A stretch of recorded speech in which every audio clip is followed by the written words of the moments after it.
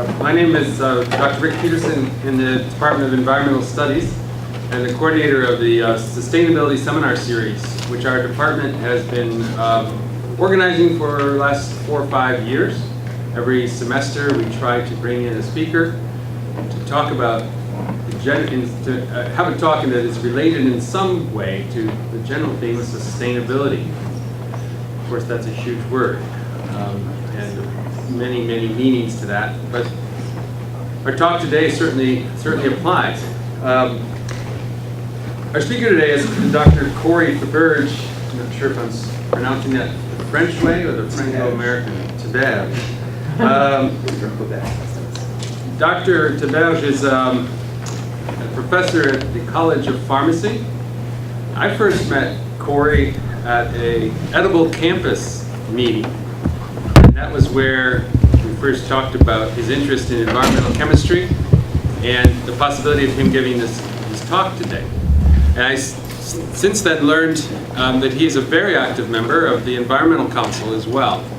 So he's very much involved in the environmental issues that pertain to our campus and brings his expertise to bear on a lot of those. Dr. Theberge is a native of Harpswell, Maine, right up the coast here. He attended Bates College before getting his master's degree in chemistry from the University of New Hampshire. And then later he went on to earn his PhD at the University of New Hampshire through the Merck doctoral study program. He's worked in private practice for Merck, in the private sector for Merck, but he joined UNE in 2009, I believe. 2010. And he's been teaching in the College of Pharmacy since that time. He teaches courses in medicinal chemistry, as well as in the area of veterinary pharmacy. He's also interested in small molecule drug research and is exploring the impact of pharmaceutical products in wastewater and environmental systems, including human beings. And so that's the topic of his talk today. Please give a warm welcome for Cory, and we're very glad that you agreed to come and give us a talk as part of the seminar. Thank you very much for coming. So I just want to start and give a little background about myself. So I'm giving a talk today about an area which I currently don't do any research in. I have a personal interest in it. And it will evolve into some research, I hope, in the future. I'm actually trained as a chemist, as I was introduced, and I spent actually the first whole part of my career developing drugs for humans at Merck Pharmaceuticals. I came to teach at the College of Pharmacy, and my interests have kind of evolved a little bit based on the classes I've taught and my experiences here. So everything in my talk today is aimed at kind of a general picture of the daily exposures that we get to chemicals, where they're coming from. This is a very broad focused talk. I'm going to hit on chemistry, biology, geology a little bit, just in really general terms. All of this information is available publicly. There's no slam bang new research here, but I want to give you all an impression of the scope of your day-to-day life in kind of the modern U.S. world and how we are continually exposed to chemicals. In the talk today, I'll basically spend most of the talk in this first bullet point, and that is discussing pharmaceuticals and personal care products in our waste stream. So pharmaceuticals and personal care products are basically all things that contain chemicals. And I'm going to center really on veterinary and human drug use because that's my area of expertise. I understand how small molecules work in the human body, and that's something that I've kind of looked into with the most kind of research into facts and figures. We'll talk briefly about non-drug chemicals in the waste stream, and then towards the end of the talk, I'll talk about how these chemicals are transported generally in environmental systems. And then we'll talk about the direct health consequences, particularly epigenetics. It's a term you might have heard before, and just some future things to consider. So let's get started. Pharmaceuticals and personal care products is a term I'd like you to all be familiar with. This is an actual term used by government agencies in their efforts to get research done in this area. And pharmaceuticals and personal care products are chemicals used in an animal or agricultural application that may end up as residues in environmental systems. So the sources of these drugs include prescription, veterinary drugs, any kind of fragrances or flavors that the chemical industries produce for our benefit or for our convenience. We have cosmetics and sunscreens, diagnostic agents, nutraceuticals, detergents.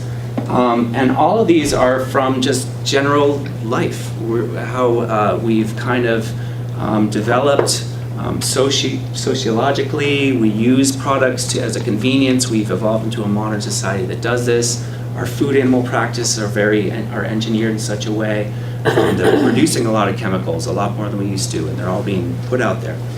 So think about PPCPs. I'll refer back to this later and as we get going. So when I think about chemical exposure, I think about pharmaceuticals. And pharmaceuticals are kind of a narrow range of compounds that are sent out into the public. They're heavily tested by a pharmaceutical company. They're dosed at a prescribed level that's determined to be safe, and they're distributed through a mostly aqueous environment that is designed to eliminate foreign substances. So that's our bodies, right? So we're all bags of water walking around. That's what we're designing drugs for, that have to actually interact between the fatty parts of our body and the water parts. Approved drugs consider three factors: where that drug is going in the body, the concentration that drug is reaching, and how they're eliminated from our body. So this is kind of basic information here. You always have to think about the concentration of the drug that's in your body and how it's going to affect any particular part of your body.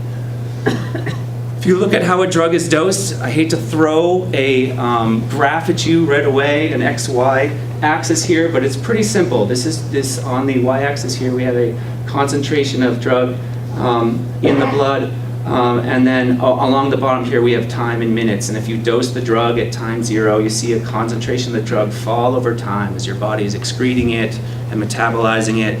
And this red line here indicates a kind of a general effective concentration. So everything above this, every concentration of drug, i.e. from 0 to 50 minutes in this drug's case, that drug is going to be working effectively in your body. Below that, it's not really effectively doing anything to help with your health problem. However, it's still there. So what I want you to get an idea and start to think about is low-level exposure. When we are exposed to chemicals at a very low concentration over a very long period of time. This is what is called an acute exposure. You are determined to get a large concentration of drug into a body for a particular purpose. But when we have long-term, low-level chronic exposure is where we potentially have more serious problems. And then the drug, this is my drug in quotation marks, is modified for your body. We add on all these red functional groups here depending on what type of processing your body is doing. And then your body takes those processed metabolites and eventually excretes them in your urine and feces. It's constantly trying to process these products. So approved drugs, even though they're safe and they're dosed at a prescribed level, they are metabolized and eventually excreted. So they're either excreted entirely intact or as metabolites, and those are both in red, metabolized or unchanged drug. And both of those things that you excrete or that an animal excretes are still biologically active. All right, so once the drug has done its function in your body, you have to think about what's happening downstream, because we have to deal with that in some manner. So you might ask, why environmental topics? I spent the first 15 years of my career working for a big pharmaceutical company. As far as environmental concerns, in a large chemistry department, that was pretty much in the back burner in your mind. Yes, everything was managed properly and disposed of properly, but we were consuming enormous amounts of chemicals just in the name of science. But I started to teach this course in veterinary pharmacy. I elected to do this on my own because it's an interest of mine, and I am an autodidact. I've basically learned it all through interacting with clinicians and reading books. I've never actually practiced veterinary pharmacy because I'm not a pharmacist or a veterinarian. And part of my course, I teach an element called production animals. And does anybody know what production animals are? Can anybody? It's no, nobody. Yes. What? What's an example of a production animal in the U.S.? Cows. Cows.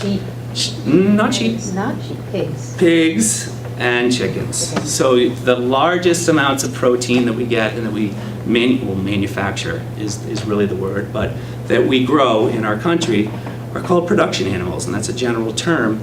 And the reason I introduced this into my course is I wanted to talk about food animals and how they're dosed with drugs, because we're always talking about pharmacy and pharmaceuticals.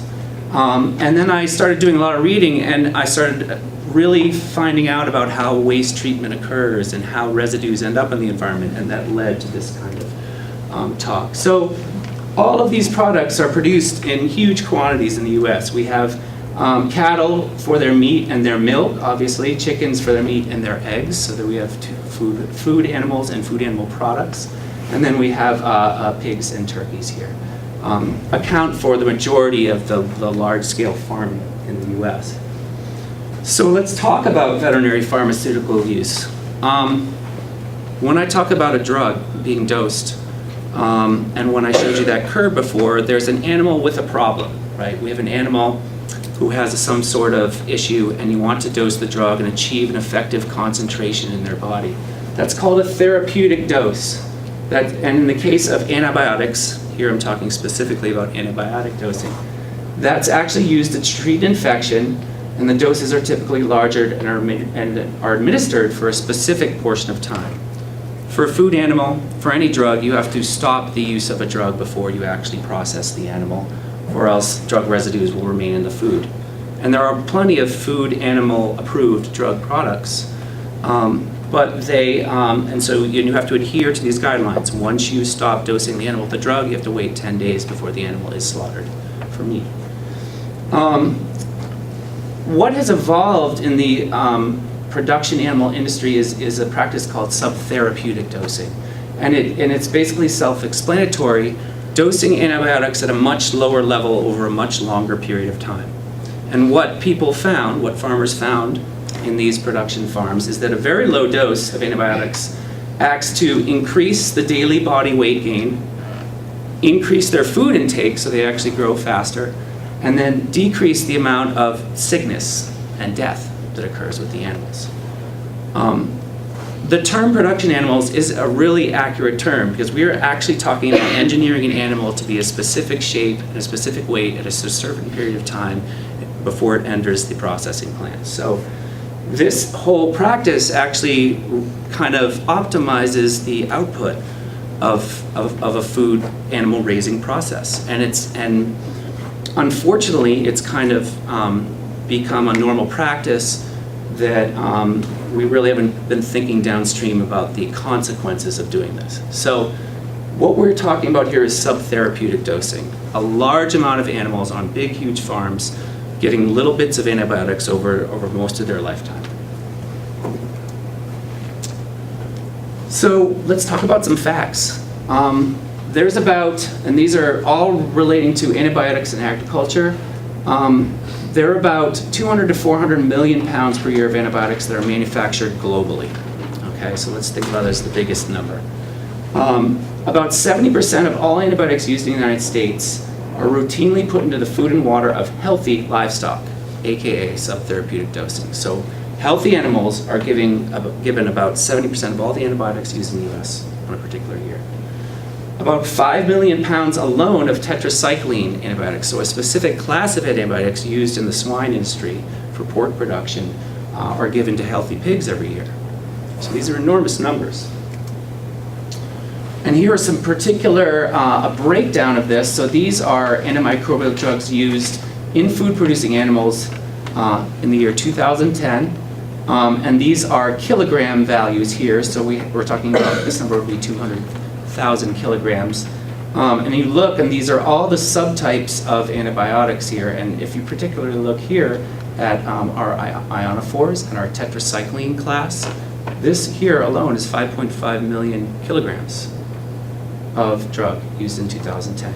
And for export, we're actually exporting a pretty significant amount too. So just the sheer scope of use in food-producing animals indicates kind of the scale of what we're talking about. So a very large portion of all the antibiotics is being put into these in a very small set of very large farms in our country. So in the end, these farms are essentially maximizing the amount of animals per acre so that they can produce as much with minimal resources. They use a tremendous amount of water and they produce a tremendous amount of waste from the animals. According to the USDA, 335 million tons of dry matter, so that's the waste that is pumped out into basically holding areas around farms and dried in the air, and then and then scraped off and used as fertilizer or for some other purpose. So a tremendous amount of dry, so this is the dry estimate of dry weight of how much is produced. An animal feeding operation,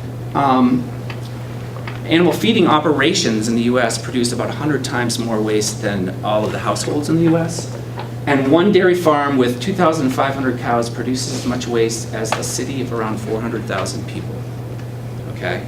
So the primary difference, which is in red in the slide, is that in a human system, in a city or a municipal waste treatment facility, all the waste goes there, it's processed in a certain way before it's released back into the environment. In the animal situation, all of that waste is put out into a field, and the only thing they really have to do is kind of manage it while it's still wet. And then beyond that, they don't require any treatment before they use it for a fertilizing purpose or some other kind of purpose. So there's a very minimal oversight of this whole process. So I'll give you some of these tables here. I realize these slides are kind of annoying when you're at a distance. This is just an indicator. Right here we have a proportion of drug excreted. So we have on the bottom a bunch of drugs that are used for veterinary medicines. And here we just giving you an indication of, I was talking about drugs that are excreted as metabolites or excreted whole. The excreted products of drugs actually account for usually 50 or 60, 70, 80% of what was dosed to the animal. So what's actually being excreted is a significant portion of the dosed drug. It's already passed through the body, maybe served its purpose, or maybe it has not. But I just wanted to give you an indication that a lot of classes of drugs are actually present in the waste products after dosing. If you think about veterinary medicine, there's many ways that a veterinary medicine could end up in receiving waters. Livestock treatments, as I said, that manure and the slurry, the actual wet product that's a mixture of everything, that's basically spread in fields and put in soil, and then receiving water can actually be contaminated with that. And then there's just smaller routes of actually contamination, either by treatment of your dog or cat, inappropriate disposal, manufacturing the drug, and actually treating fish actually in the aqueous systems themselves if you're part of an aquaculture operation. So this is actually changing. I actually usually put a slide on here called talking about current regulations and government, but it doesn't seem to change from year to year. So I actually just deleted it because it started to frustrate me. Certain bills to kind of prevent this overuse of antibiotics. But the veterinary feed directive is dealing with this. It used to be that you could walk into a farm and feed store as little as a few years ago, and there was a refrigerator that contained large bottles of antibiotics that you could just pay cash for. That served a purpose for certain farmers who have to deal with an issue on their farm or are directed by a veterinarian to do so, hopefully. But it also allowed for a lot of actually broad overuse of antibiotics just because they're not really, they're over the counter. You don't need a prescription to get them. So these are being phased out actually, and then they're going to phase in a lot more veterinary oversight for food animal applications. So, what about humans? So humans, this is what I have to always talk about in pharmacy school because I'm teaching a veterinary pharmacy elective, so I'm always like blah blah blah veterinary. But they, just to give you an impression of just drug use in general among humans in the U.S., the number of prescriptions and the percent of population that have them, about half of us have one or more. 3 or more prescriptions, about 20%, and 5 or more prescriptions, there's about 10%. And this is just U.S. drug statistics from 2007 to 2010. So there's a lot of people who are taking medications in the US, bottom line there. And this is just some statistics. The College of Pharmacy is heavily involved with the main drug take-back program. So we will have events where we take in medications just that people have lying around, no questions asked. We actually tabulate all of them that we are received. And suffice it to say, what we see is a lot of prescriptions that aren't used. So they come back after a few pills, they aren't used for whatever reason, they were discontinued by the patient. And most of those would have ended up in the waste stream anyway. So really what most medication labels tell you now is that when this is done, discard after use or discard any unused portion. And it doesn't give you any impression of how you're supposed to do that. So yeah, flush it down the toilet, throw it in a landfill. No and no, I would say, but that's, so this is just an impression of how much is out there sitting on people's shelves even that can actually just end up in the trash. So here we are back. PPCPs include all of the drugs I talked about, but keep in mind we are talking about all of the products that you use day to day for your hair and your skin and your makeup and things that 20 or 30 years ago we just didn't have the spectrum of products available. And there are lots of things that are marketed that are not really tested properly for human use, even though they've gotten through a loophole because you're not actually ingesting it. If you're applying it to yourself in some way and it's deemed sort of safe, then it's usually fine or it gets out to the market. So when I'm going to refer to the PPCP website. This actually comes from a website, and this source is from a CNE News article, but there is actually a larger link that I'll give you later. And this is just one corner of a very large kind of huge PDF map that they've created that just shows you how things are getting into the water. And it's through agricultural and domestic and industrial sources and how things actually all are interacting in terms of waters. So, we typically think of just our septic systems or our municipal sewage going to waste treatment. Everything's going to end up in an aquifer or in a kind of a treated effluent system. So you have to be concerned about using this actual untreated farm waste to use as fertilizer, how much of an effect it's going to have on a local watershed. So if you want to just look at the possible ways that things could get into waterways, I create this little, a little chart here, and the doctor and the pharmacist consult each other. The patient either consumes or does not use the drug. The drug is either excreted or disposed of. It ends up in a rubbish in the landfill and the waterways, or it can be actually flushed through excretion or through disposal and end up in sewage treatment and eventually into our waterways. And I put this little color-coded chart here. This is ways that all of these entities could actually reduce the hazards presented to our environment. So in the case of all these purple ones here, what the patient consumes and excretes, we could design better drugs that are actually excreted or metabolized fully before they're excreted. Scientists could actually make that a goal in their drug project to make something actually safe once it's been excreted. The patient and the doctor, the pharmacist should talk to each other and really figure out, does the patient need this much? Do they need this much all at once? Can we use less drug and have the same effect? And then there's other ways we can do it too. So there's various ways that we can alter this mechanism and kind of improve things for the water systems in the end. So these links I have, I think you'll all have this talk available to you. I will make it available. But really, the PPCP page itself is really deep with references that are relating to that, all of these kinds of chemicals and people who are studying them. The U.S. Geological Service now has an emerging contaminants research section. So emerging contaminants are things that they're actually identifying as hazards and things that we should minimize. And also the EPA has a sub-department called the National Exposure Research Laboratory. So all of those links are really informative if you want to look further. So a couple more terms we want to think about are persistence and mobility. So we can have, and this is thinking back to the drug, the pharmacokinetics XY axis I showed you before when you're dosing a drug over time. If that drug is persistent in the environment, it's actually going to be at much higher concentrations. A persistent drug that metabolism or through the environmental conditions that surround it, it's actually going to sit there in the environment longer. There are certain drugs that are extremely toxic, but if they get into the environment and they're exposed to sunlight or oxygen and they degrade really quickly, then they really don't pose a threat to living things because they're not going to be in that living system long. But if you have a compound that's actually been determined to be very persistent, it will stick around and have more opportunity to get ingested by an animal or exposed to a plant.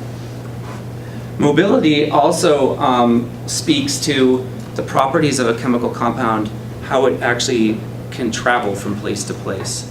If there's particular chemical compounds that really stick to dirt or to loamy soil or to leaves, those compounds will not move around that much because they really like where they are. But there are certain compounds that don't really have those properties. They're able to travel distances in water through soil and through plant matter. So it's really, these are physical properties of the actual chemical compound.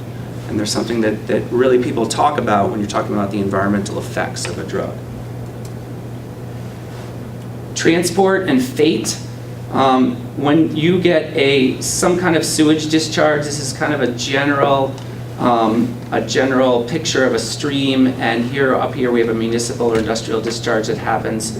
As that chemical travels down the river, there's a bunch of things that could happen. This is a really general example, but it could be hydrolyzed. It's in water, so if the chemical is susceptible to hydrolysis, it's going to get transformed. It can be subject to photolysis. As I said, sunlight's a very powerful means of degrading chemicals. Biodegradation and transformation. So there's certain bacteria and fungi and smaller molecules that actually can transform the chemical as it's in the water, and then it gets diluted. It can also get absorbed into sediments on the side of the river, and it can be volatilized in the atmosphere if we have something that's a really volatile chemical. So there's so many factors to keep in mind here. I mean, we're talking about a chemical interacting with a living system, but you have to really keep in mind all of the things, persistence and mobility, and how it's interacting with all of the environment around it. So we're talking about, I have a hydrogeologist friend of mine that works for the EPA in Maine, and he gave me a few diagrams to show about wells and what they think about wells. So if you look at this top structure here, this is a piece of land adjacent to a river. So this little sliver here is a river. All of this blue stuff here is actually land, and it's the aquifer. It's where water is ending up coming onto the surface of the land, and water kind of seeps down. Eventually it travels out to rivers. It's heading towards the most water. If you put a well here and you start pumping that well at a kind of a slow rate, you're going to be pulling water from this from the recharged water coming from the land, but the water heading to the river might actually not be affected that much. But if you start to increase the rate of this pump occurring here, you'll see we're starting to pull water from the river itself into the well. And this is called induced recharge, where it's actually recharging the land with water from the river adjacent to it. And this is a way that we could, you could get a more direct exposure to chemicals. So if you have something that has been put into a river, there's a much larger chance that you can get exposed to that if this kind of effect is happening. So this well, I want you to imagine it being a well. Many municipalities have wells for their water. They have very large drilled wells into the aquifers nearby. And it's entirely possible if you're in a very wet area near rivers that the river water is going to play a more significant role than just the aquifer itself that's in the land. So that's hydrogeology. And this just shows over the further you are away, the longer and the deeper it goes, the longer it takes for that water to reach those wells. And there's a lot of factors affected by that. So enough hydrogeology. So all of our waste treatment water is heading to sewage treatment plants. And the biggest revelation that I had from reading all about this was sewage treatment plants are designed, as you know it, to reduce biological hazards, by and large. They're designed to filter water at first, and then they expose the water to some kind of chlorination or oxidation conditions and sunlight and churn it around. And most of the biological danger has been remediated in some way. that's when they discharge the water. It's not necessarily safe for drinking at that point, but it can be released into an aquifer, and then, through filtering through the soil, it is usually fine. But sewage treatment plants aren't designed to remove all of these small molecule contaminants. So all of these personal care products, anything that's a drug or a metabolite, there's no carbon filtration that occurs in a municipal waste treatment plant. There's no sort of chemical getting rid of small chemical molecules that are dissolved in water. They are essentially passing through. So that's where the danger is. We're not actually treating them. The water is biologically safe, and it is potable when it leaves the plant, but it also contains a lot of other things that are not being dealt with.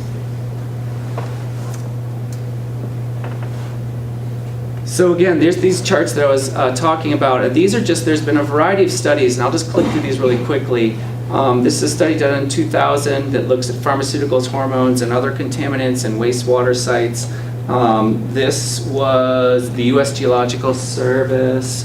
Then there's also contaminants of emerging concern that they've noted, and these are just general categories of chemicals. The largest ones are fire retardants, pharmaceuticals, and steroids here, just to point those out. And then the most recent study, which is actually all the news right now in this world, is Minnesota did a study from 2009 to 2012 looking at their groundwater. It's a very extensive study, very heavily reported. And this is a plot of drug here, and they're all listed, and then number of detections. So they actually, for all these drugs, determined a detection level that was a sort of a cutoff. So for each drug, there's a particular level of the drug which would be dangerous, but they're all kind of different because they have different potencies. So once the drug was detected above a certain level, it became an official detection event. And the sulfa drugs and bisphenol A, azithromycin, diphenhydramine, all those drugs or compounds are things that you should be familiar with. But by and large, they found a lot of things. So municipalities and states are now taking it onto themselves to kind of evaluate their water system, because this is a growing concern. I really think that if you were going to look at a new reference about this kind of project, you should check this one out. Another interesting point here is that gadolinium is actually a tracer of urban wastewater. So gadolinium is used in the medical field as an imaging agents. So it's a heavy metal that has a particular use in certain compounds that you use to inject in a person, and then you irradiate them with some radiation, and you're looking at certain tissues in their body. This is just showing that downstream from cities, if you see gadolinium, then you know that the water systems are connected. So gadolinium is such a distinct contaminant that if you're out in the country and you detect some gadolinium, you can trace that aquifer back to an urban area where there is a hospital, essentially. That's why I'm calling it a tracer. I used to call it kind of a sentinel species, but it's really a tracer because it's so persistent in the environment and so mobile in the environment, okay? So very heavily persistent, very heavily mobile, so it's something very distinctive. So we know about the short-term health consequences from chronic exposure. I think water and food contamination with chemical residues. We're getting resistant bacteria that's becoming more common. Farm workers in particular are sentinel species of sorts because they are exposed to large amounts of antibiotics, either because a lot of these antibiotics are administered in feed, and that feed is always being tossed here and there, and there's dust everywhere. So they have increased, swine farm workers have a much more increased chance of carrying resistant bacteria because they're constantly being dosed at a subtherapeutic level with antibiotics. So I want you to keep in mind, though, I'm talking about drugs because I am a chemist and a pharmacologist. So that's what I think about. Consider all of the chemicals we're exposed to. They're not all tested for safety. If they are in your body, there is a possibility they can have some kind of action that, at least the long term, that might be detrimental. Okay, so hopefully I have time. Does anybody have time? I don't know what, I kind of lost track, but So I wanted to talk about a few other points here, and one of them is the topic of epigenetics. Does anybody know what that is? My teacher not here. It's a relatively new term.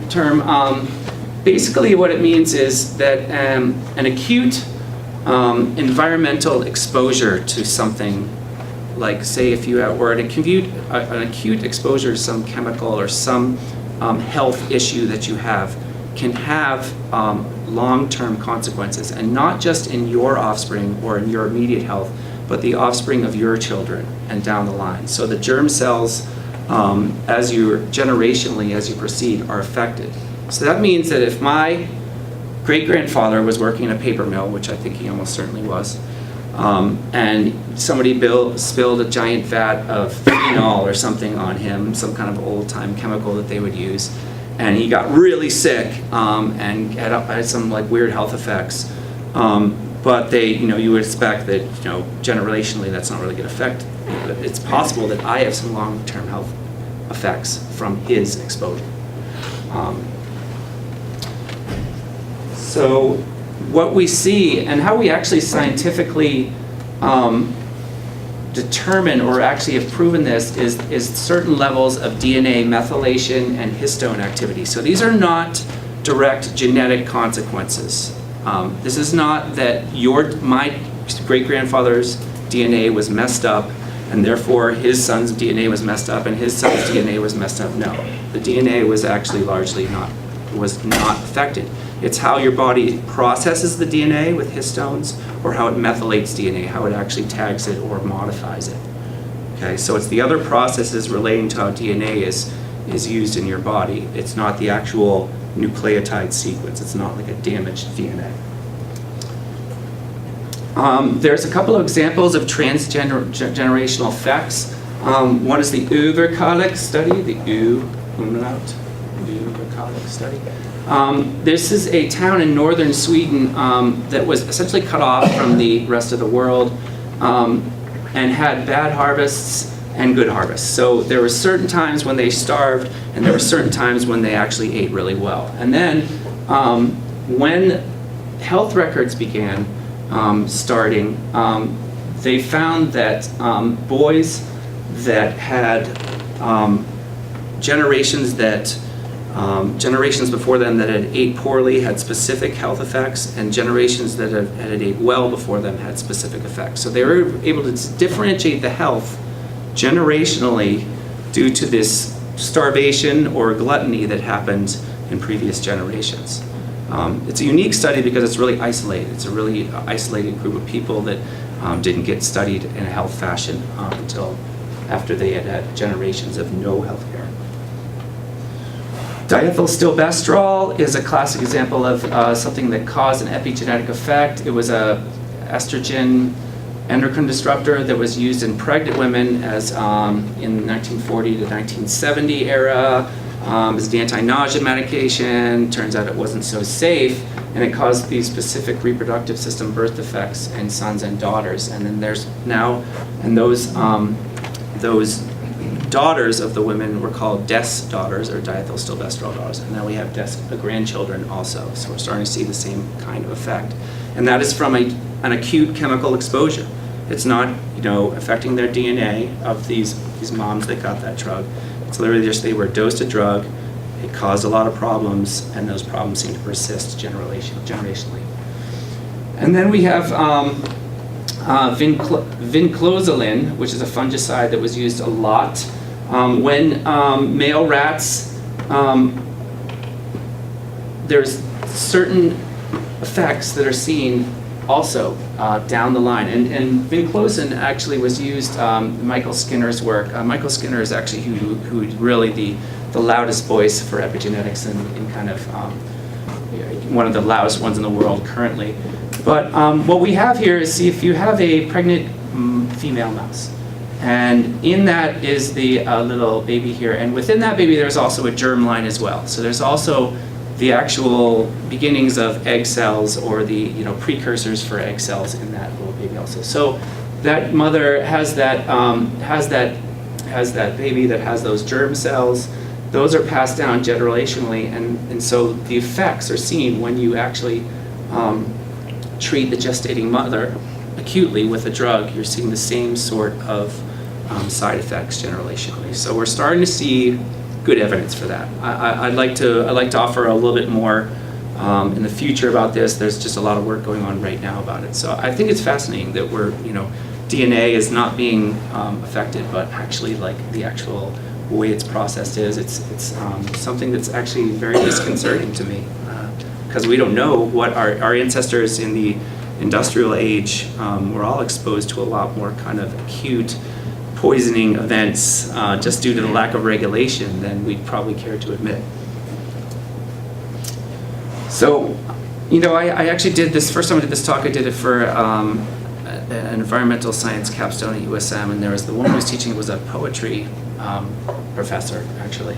And she said, why haven't you read Silent Spring? And Rachel Carson, I mean, this book has so many statements of it that were just so prescient, really. She really just like hit the nail on the head, and this was, what year was this? 1962. Every human being is now subjected to contact with dangerous chemicals from the moment of conception until death. Even more today, right? Everything that we touch, everything that we eat has been in plastic at some point, or maybe covered with it, or it's processed in some way. I mean, we have a lot more general exposure to fragrances, to applied things we put on our skin, things we eat. It's really more true today than it was in 1962. The contamination of our world is not alone the matter of mass spraying. Indeed, for most of us, this is of less importance than the innumerable small-scale exposures to which we are subjected to day by day, year after year. So this is that chronic exposure that I really want to give you the impression of. This is not, we are getting poisoned every day, and that's why we feel bad on Monday, because we've just gotten too much, we put too much fragrance on Friday. No, it's actually just the low levels that we don't really notice, but they're probably having some kind of effect, and maybe we can make those connections, or hopefully not, but I think there's a lot more work to be done. So just for review, basic pharmacology should tell you that, yeah, there's drugs and we can use them usefully, but we have all these other kind of exposures that are happening below the therapeutic level of a drug or a chemical compound that can really be of concern. Our current waste treatment procedures don't remove a lot of persistent contaminants these days. I see movement in this area, and I see larger products happening throughout the company, throughout the country. There's a lot of research opportunities here, so this is where I want to speak to all the students here. This is not just if you're a chemist, or just if you're a biologist, or just if you're a geologist. It's like, this is exactly the kind of area where cooperation is key. All of the projects that I've read about, the major projects, involve teams of biologists and geologists and hydrologists and chemists and people from all areas, because you have to talk about the chemical, you have to talk about how it travels, you have to talk about what organisms it's interacting with, and you have to tie that into some kind of real effect. So there's a lot of ways that you could actually, in your own area of study, kind of work on this. Research into this overall effects is a collaboration.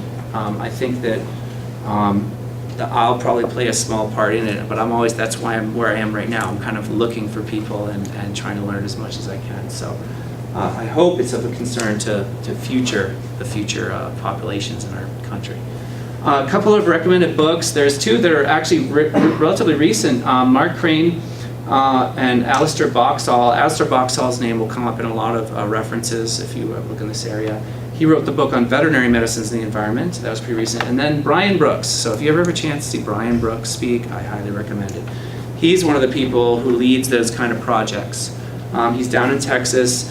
He actually leads those kind of multidisciplinary projects where they're looking at the wastewater management and effluent of the city of Houston, or he actually works on things on that kind of scale. Fantastic speaker, and definitely a world expert in this area. And I also want to point you out to the Society of Environmental Toxicology and Chemistry. I joined this a couple years ago. Basically, this is the cool things about this is they're always talking about those multidisciplinary efforts. It's it's a great way to stay connected with these topics, and they basically are a worldwide. They're aiming to be a worldwide entity. It's not just the U.S. As I joined this group, I'm on committees with people from other countries, and that's a great way to kind of start people talking, because certain countries don't even talk about this. And it's kind of a not even dealt with in the government. We actually have government agencies that are helping us, and we have funding occurring, so things are good. And I'll actually know a lot more about this topic in like a month, because I'm going to go to this national meeting in Vancouver, so I'm looking forward to it. So I have some references here. I think that's pretty much it. Like I said, my stuff is all available. My talk will be available, so you can look up the references and things. But it's been really great talking today. I appreciate it.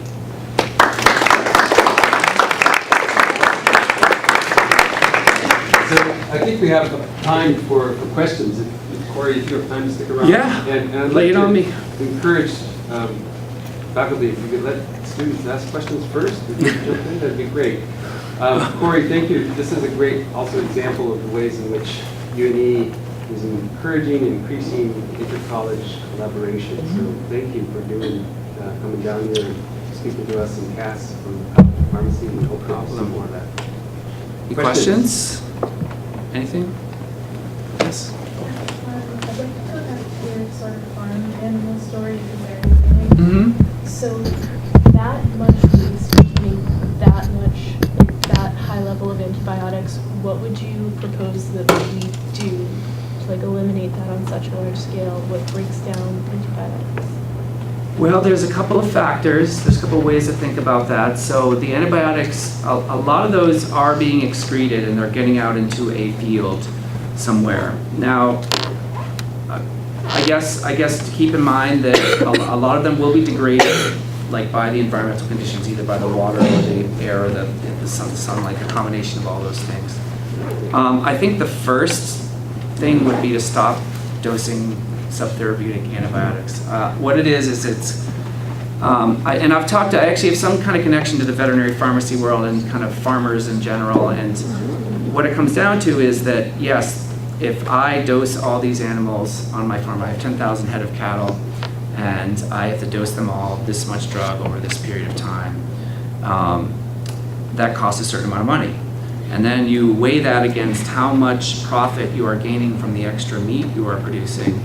And I think most farmers would just not want I think it's essentially a trade-off, meaning the advanced production that they get from that subtherapeutic dosing, now with the cost of regulating and kind of managing the drug use on their farm, it probably evens out. So I don't see a ton of resistance by farmers. But you have to remember that these farms, this is a shockingly small number of farms that are producing almost all the meat in our country, and they're owned by like 3 corporations. So it's really the kind of a narrow range of people who actually are talking about it. They are subject to more regulations now than they used to be, which means more paperwork for them. But it still happens in a very large scale. I think the obvious thing is to not do it at all. And I hope we'll have the good sense to do that. Really, it makes sense. Everybody who knows about antibiotics, anybody who knows anything about biology and chemistry and biochemistry knows you shouldn't be taking antibiotics just for no reason. So it's kind of a mixed answer.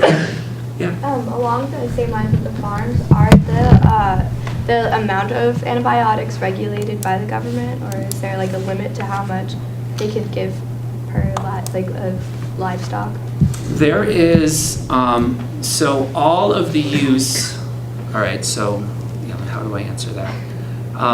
There's no limit set on how much they can use at their farm or for a particular animal, because the use of that drug in a subtherapeutic fashion is an off-label use of the drug.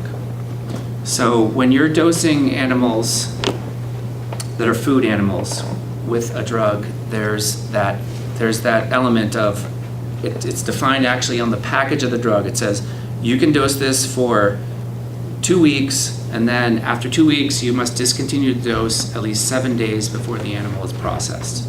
And that period of time is determined scientifically by dosing the animal and then testing the tissues of the animal over time, making sure all the drug has been fully excreted from the animal. But this kind of use that's just a very small amount over a very long period of time, that's not any labeled indication. There's no therapeutic rationale for doing that. So this is a small group of veterinary professionals that are essentially using the gray areas in veterinary prescribing laws to make this happen. And it's not illegal. Right? It's not actually technically illegal to do that. If a veterinarian determines that there's some benefit for this, and I don't know how they actually justify that in words, but then they can prescribe it and administer the drug at a subtherapeutic in an off-label fashion. So I guess I'm trying to make the distinction is that all of this use is not for a labeled health problem.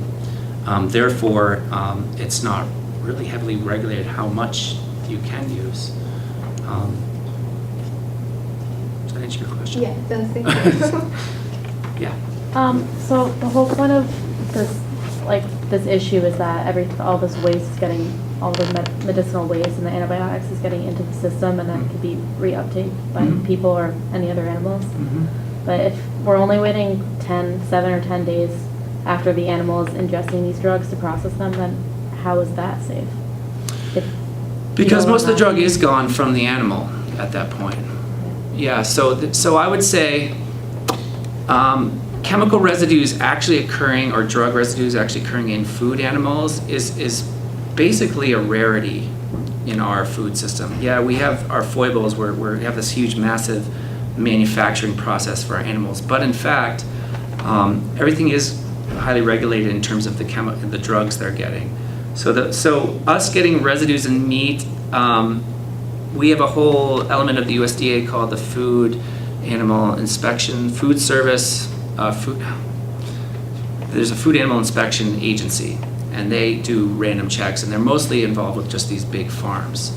The only time that you really have sort of an acute exposure where you ingest an animal that has chemical, like has drug residues in it, is when the farmer doesn't realize it.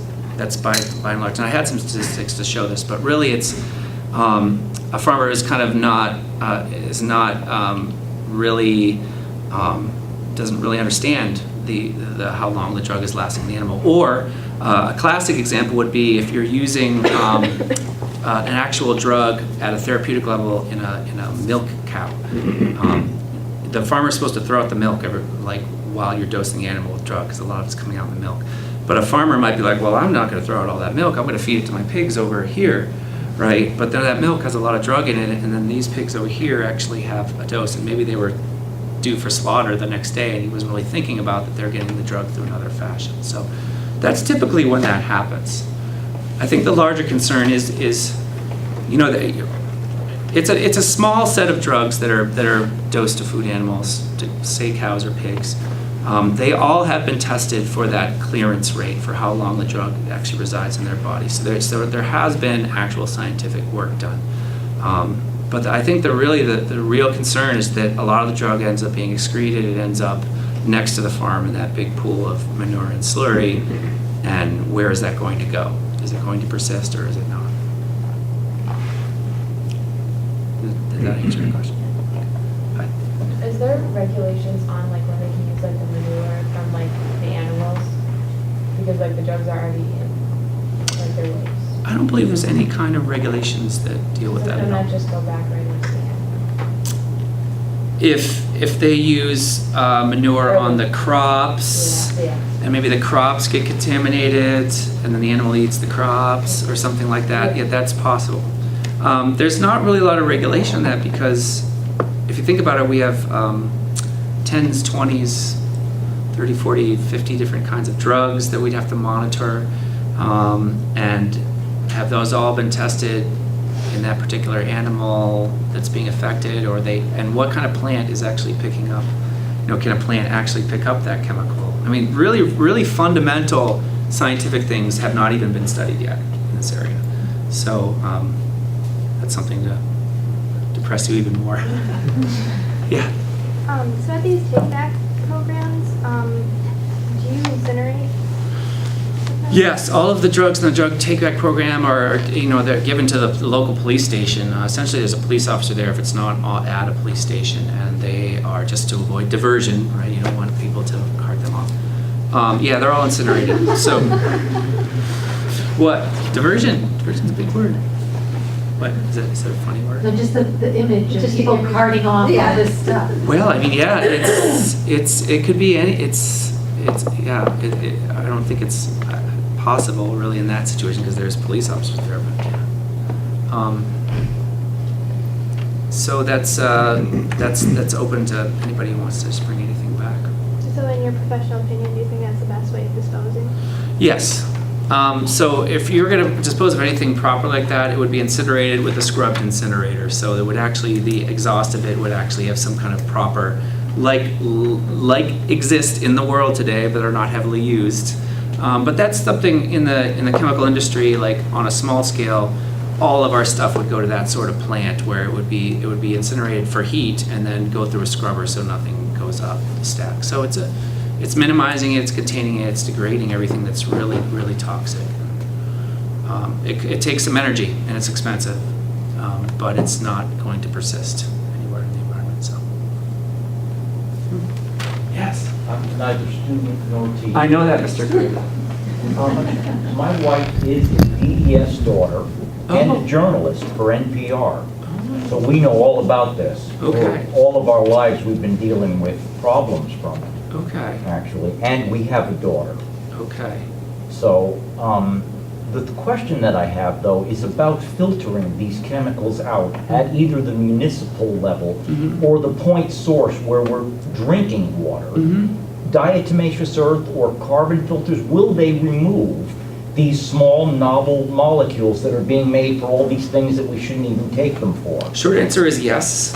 I have a pretty hardcore filter underneath my sink, obviously. You just saw my talk, right? And I have two little kids. I have a 5-year-old and a 2-year-old. So, even if we're adults and we want to beat on our body, it's one thing, but kids in stages of development, I'm insane about their exposure to things. My wife thinks I'm cuckoo. But yes. So these filters will work. I mean, it's their a reverse osmosis type of filter. They'll get all the particulates out, and they are great for volatile compounds. They're great for any sort of drug compound. Now, those have a finite lifespan. So the problem with You have to keep changing the filter. yeah, right. I have to keep changing this filter. I don't know how often I do it, but if you're talking about an enormous scale in municipal wastewater, it's like we need to, what needs to be engineered, what is a $1 billion idea is how do we do this with some kind of filtering agent that is sustainable, right? Right now, if you put it through a carbon filter, or if you put it through some kind of polymer that's in a reverse osmosis thing that's been engineered and placed in a little container, those work great. That's what they're designed to do, is take water that looks like red death on one side and turn it into clean stuff on the other. But it's really just a scale issue. We're talking about in a small town, thousands of gallons an hour that need to be pumped out the other end and put back into an aquifer. So, that's an engineering problem. There are people working on it, and I think that's. Right now, if you had all the money in the world, you could hook up a giant Brita filter to the end of that sewage treatment plant, and yes, that would work. But then what do you do when you have to throw that filter away? It's a huge piece of plastic. So you mentioned antibiotics in aquaculture systems, and have you come across any research of antibodies in the water rivers that would affect wild populations of fish? Yes. In fact, the Brian Brooks study was called, I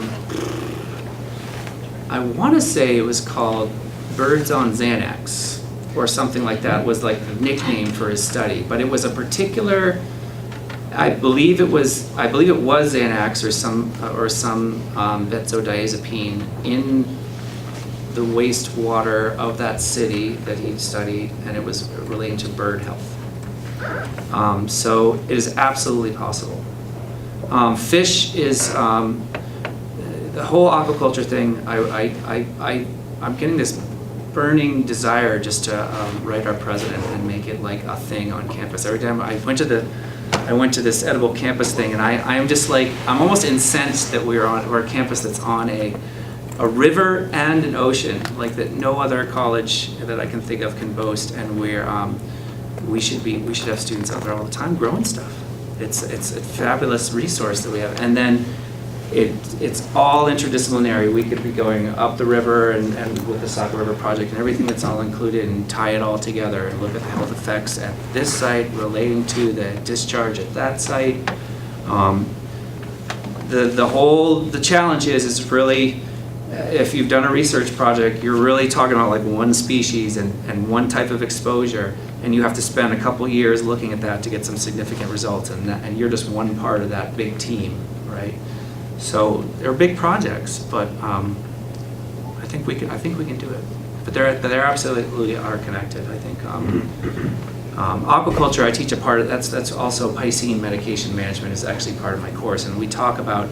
There's a company called Fish Vet Group, which has an office in Portland, and they actually consult for medicating aquaculture systems. So he talks about how do you dose a whole net full of fish when they're out in the ocean, or how do you do it in a closed system, and how do gills work? There's all these fascinating things. So, listening to your talk, one could get the impression that tap water is less safe than bottled water. That's not One could true. get the impression. Yeah. And from a sustainability perspective, we've been trying to educate the university community about the benefits of drinking tap water versus bottled water from an environmental perspective.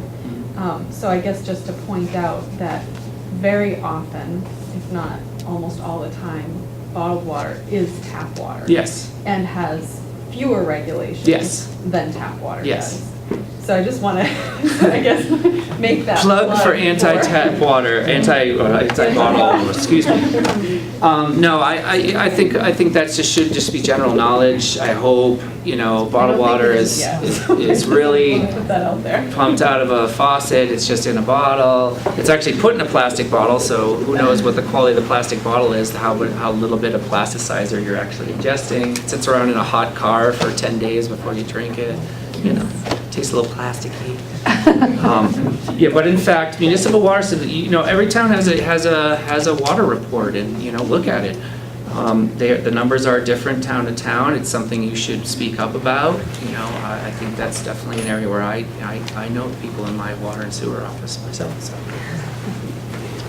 Yes. Oh.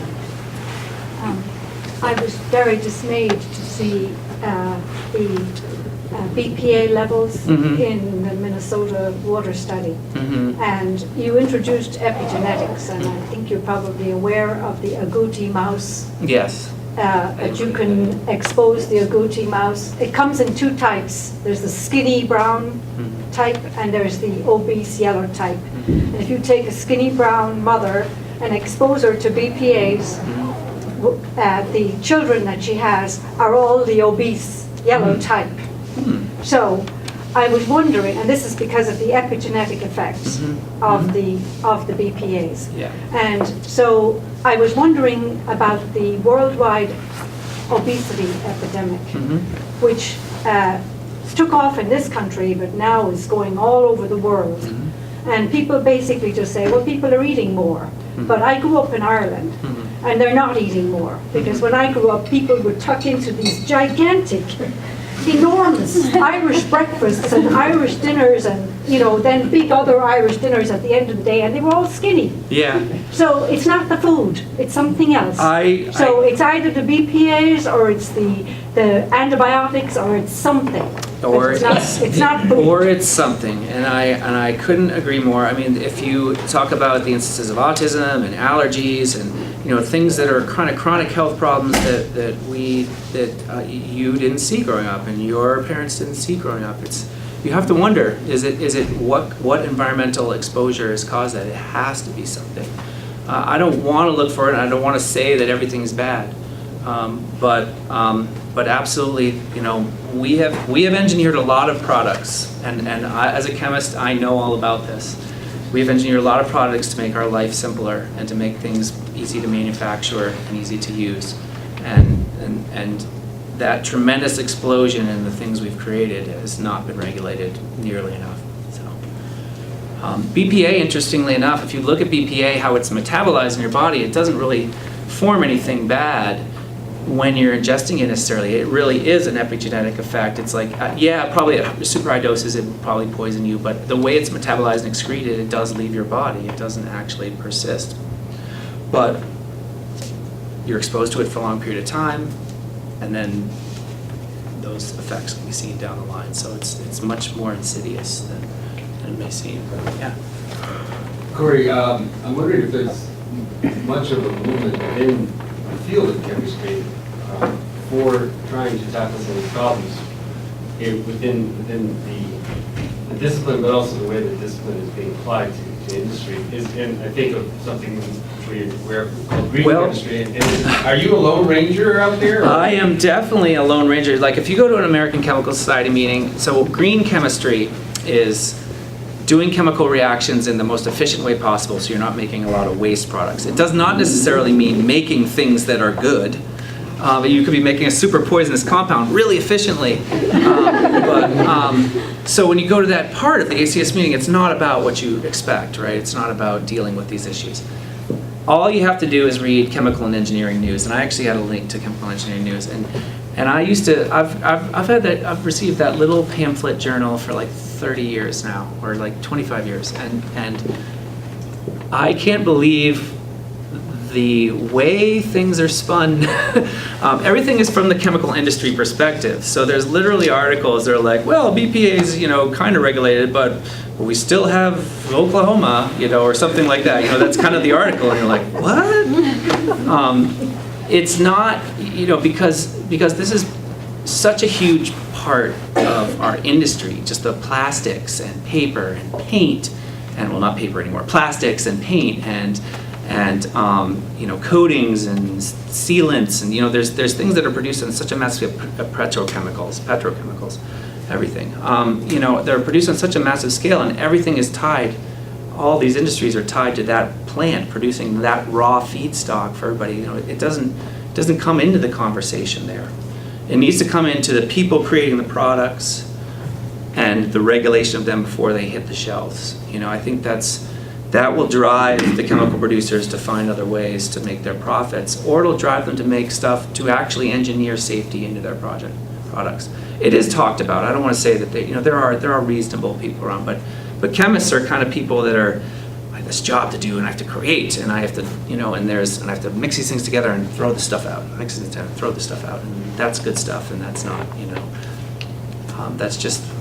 it is really a cultural thing. And you're hitting on a great topic for discussion, really. Really, the activism I see is in the CTAC, Society for Environmental Toxicology and Chemistry. That is a group of toxicologists and chemists that are always interacting and always trying to build their knowledge together. So the biology side and the chemistry side are really talking to each other. It seems like I've taken a lot of time here. Oh, it's been great. I don't know if students have to go. Let's thank Cory one more time.